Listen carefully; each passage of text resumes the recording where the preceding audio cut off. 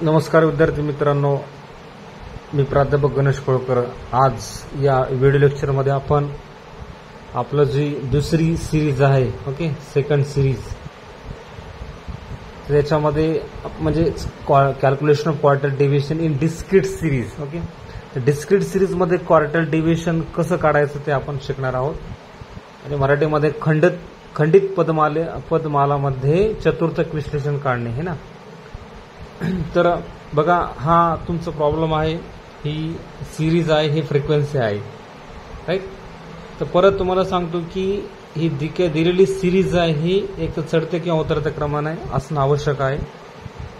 आणि त्याच्यानंतर ही सोबत फ्रिक्वेन्सी दिली, म्हणजे एक सिंपल सिरीज आणि फ्रिक्वेन्सी जर असेल तर आपण समजून घ्यायचं हे डिस्क्रीट सिरीज आहे. यावरती परीक्षेत प्रॉब्लेम येऊ शकतात. तर आता उत्तराला सुरुवात करत असताना परत तुम्हाला सांगतो की या ठिकाणी फॉर्म्युला जो आपला आहे की quarter deviation is equal to काय, तर Q3 मायनस Q1/2. ओके, त्याच्यानंतर याचं कोइफिशियंट काढायचं असते, कोइफिशियंट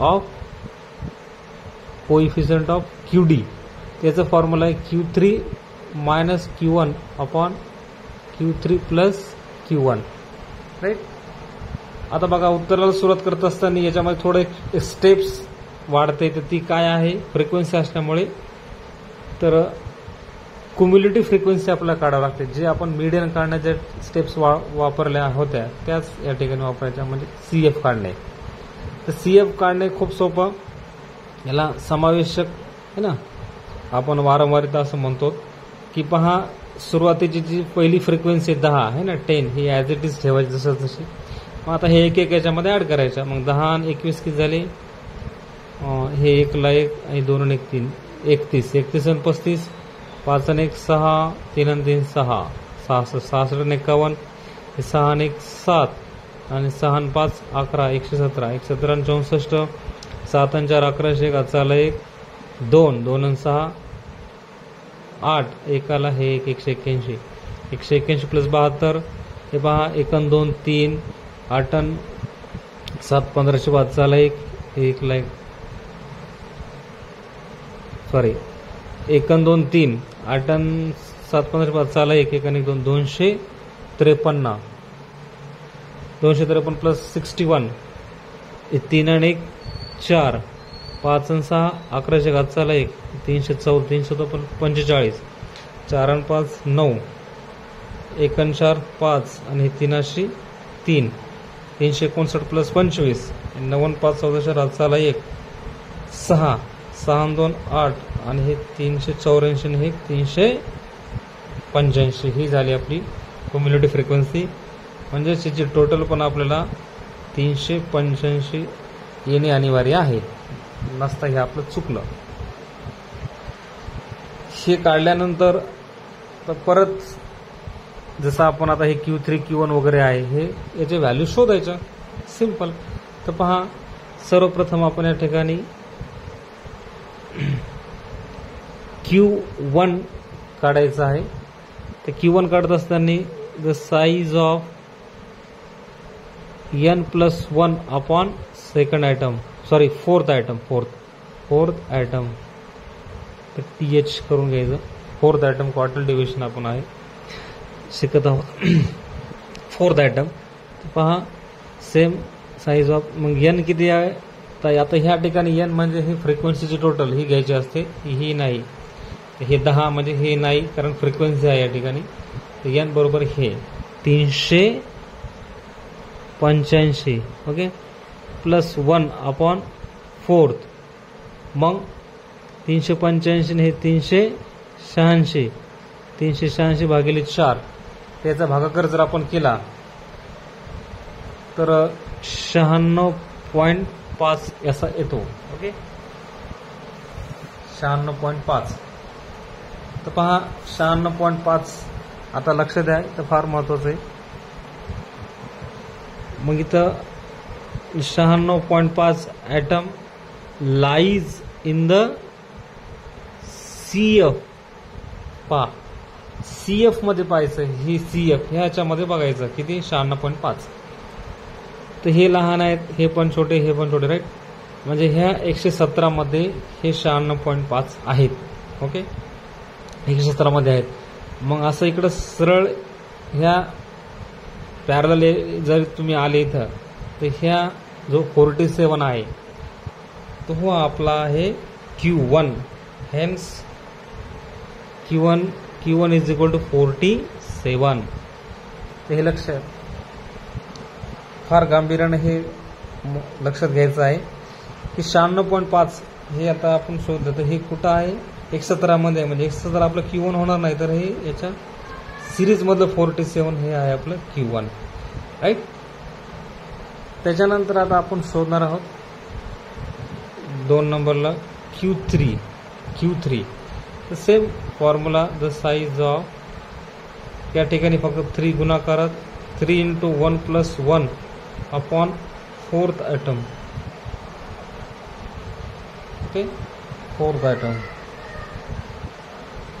तर बघा सेम 3 इंटू 3 गुणाकारात n आपले 385 plus 1 upon 4th, right. Same 3 into 386 भागिले 4. आता याचा भागाकार आपण या ठिकाणी केलेला 96.5. 3 इंटू 96.5. तर हा भागाकार केल्यानंतर आपल्याला व्हॅल्यूज जी येते ती येते 289.5. ओके, 289.5 याचा गुणाकार 289.5. तर हा व्हॅल्यूज आपल्याला item lies in the CF. ह्या CF मध्ये आहे कोणत्या, तर पहा 289.5. तर 181 लहान, 253 लहान आहे, म्हणजे हे 314 मध्ये आहे. 314. मग याच्या सरळ जर इकडे आलो तर 53 दिसते आपल्याला व्हॅल्यू 53. मग हेन्स आपला Q3 किती आहे, 53. ओके, तर हे असं सिस्टमॅटिक 289.5 तर 314 मध्ये 314 आपलं Q3 नाही, तर हे सिरीज ही महत्वाची, ही आपली CF आहे. तर ह्या सिरीज मधली व्हॅल्यूज आपली Q3 Q1 असते. तर मग हे 53 आपले Q3 आणि हे 47 आपलं Q1. तर ह्या अशा प्रकारे आपण दोन्ही व्हॅल्यूज आहेत त्या आपल्या शोधलेल्या आहेत. तर ह्या फॉर्म्युल्यात आपल्याला टाकायच्या आहेत. तर अतिशय सोपं, Q3 53 मायनस Q1 आहे 47, राईट. तर याचं जर वजाबाकी केली तर मला वाटतं 6 येतात. मग हे पहा 6 भागिले 2, तर हे आपलं QD आलं 3, right. QD is equal to 3. अतिशय simple. Next second coefficient of quarter division शोधायचं आहे. व्हॅल्यूज माहीत आहेत, हे पहा फॉर्म्युल्यात मांडायच्या. 53 वजा 47 खाली 53 वजा प्लस 47. मग हे आले 6 आणि ह्याचा जर आपण हे केला तर 100 येते. मग याचं जर टोटल केली भागाकार तर मला वाटतं 0.06, ठीक. व्यवस्थित कॅल्क्युलेटरचा वापर करून हे आपल्याला शोधायचं असते. तर बघा calculation of quarter division discrete सिरीजमध्ये आपण शिकलो. तर ही सिरीज, ओके, ही फ्रिक्वेन्सी, हे आपला एवढा प्रॉब्लेम होता. आपण उत्तर CF कॅल्क्युलेट केलं. पहिली फ्रिक्वेन्सी ॲज इट इज ठेवली, बाकी एक याच्यामध्ये समाविष्ट केल्या. 385 शेवटची, म्हणजे हे n हे जे total 385.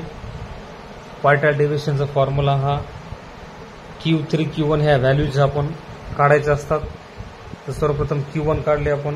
Same size of n plus 1 of 4th item. n म्हणजे 385 आहे फ्रिक्वेन्सी टोटल. 300 याचा प्लस 1 386 भागिले 4 ही 96.5. तर नियम असतो की हा काढलेला जो व्हॅल्यू आहे 96.5 ॲटम, तर आपल्याला ह्या CF मध्ये शोधायचा असतो. तर इथं आपण शोधत पाहिलं की हे लहान आहेत, म्हणजे 117 मध्ये आहे, म्हणजे ह्याची हे आपली 47 Q1. ओके, आपण इथं लिहिलं असं. त्याच्यानंतर Q3 same the size of 3 into n plus 1 आपण 4th ॲटम. 3 गुणाकारात आले, बाकी सेम ॲज इट इज तसं 385 प्लस 1 आपण 4, 386 आपण 4 याचा भागाकार 96.5 ला गुणिले 3 ने केलं, 289 आलं. 289 परत आपण व्हॅल्यूज 314 मध्ये शोधला. ओके, आणि मग याच्या सरळ इकडे आलं तर हे 53 आपलं Q3. मग ह्या सगळ्या व्हॅल्यूज Q3 Q1 याच्यामध्ये मांडल्या आणि हे क्वार्टर डिव्हिजन 3 आलं आणि हे कोइफिशियंट ऑफ क्वार्टर डिव्हिजन हे 0.06 आलेलं आहे. तर अत्यंत सोप्या आणि सहज तुम्हाला समजेल अशा पद्धतीने आपण शिकलो आहोत. तर विशेष याच्यात काय असते की कॅल्क्युलेटरचा वापर करणे म्हणजे कुठेही चुकता नाही, फार महत्त्वाची गोष्ट या ठिकाणी तुम्ही समजून घ्या. Okay, thank you.